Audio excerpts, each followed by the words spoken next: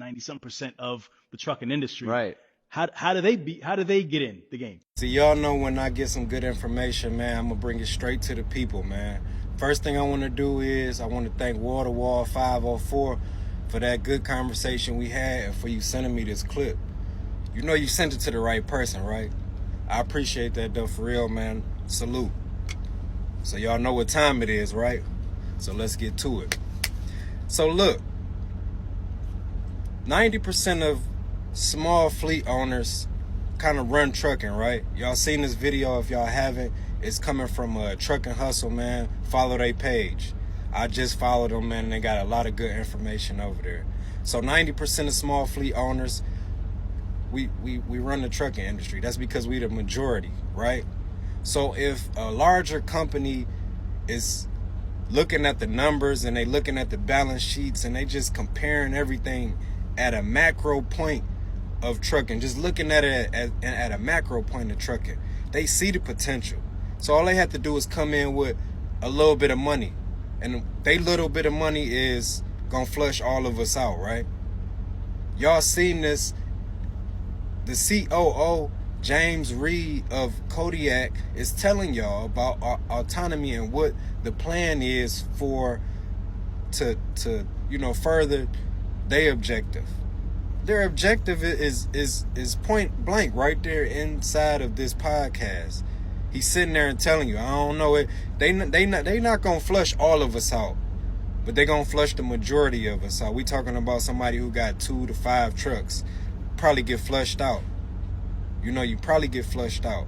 I don't want you to get flushed out, but the odds. We talking about the odds here.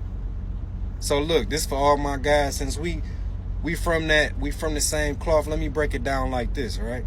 I did my math. We're gonna take this to a dice game. Excuse me if you don't know gambling or nothing like that. This for my guys in the urban areas. This for you, because I know you got 2, 3 trucks. I know you done hustled up. It's time to buckle down. It's time to double up right now and get to that 10th truck. I ain't there right now, but I got you. I got you. Listen to this.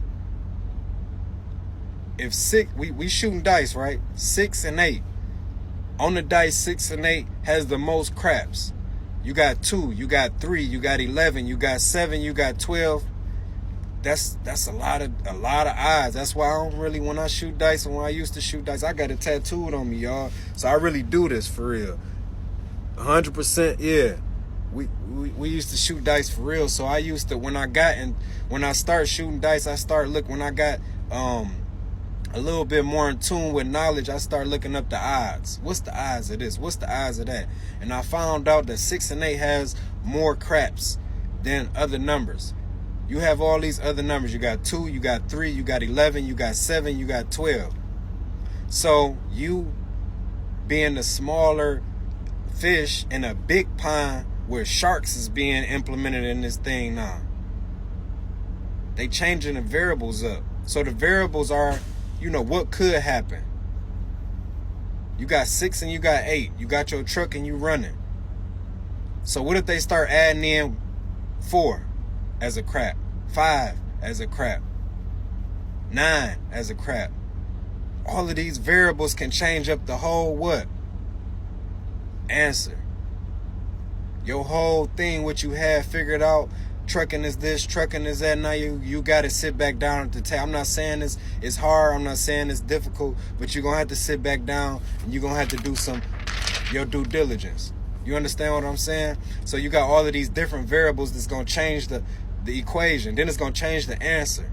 Yes, fuel is a big variable cost. Whether if you moving or if you ain't moving, it changes up sometimes. Insurance rates are going to change. This is them throwing that 4 in. we all used to the same numbers on the dice. Now they throwing in new numbers. They changing the game up. Fixed costs. Y'all know you can't escape fixed costs. But now they changing up that to where the insurance is going up. It's going up. Fuel. You can't change that. Y'all see what's going on with fuel. The maintenance. They got parts on back order now. That's another variable. Y'all gotta listen, man. That's another variable. You got to sit down, man, do your due diligence. We all got to sit down and do our due diligence. This TikTok platform has given me a lot of reach to give guys the game, man. Just sit back and, you know, lick my wounds and my bruises as a lion. You know, we all lose sometimes, but I still sit down, man, and I give game because I see it. I see it. Keep sending me stuff, y'all. Waterwall 504, man, I appreciate you, man, for this one because it kind of opened up my eyes to some things. I love y'all, man. It's 18 Willing, and we out of here.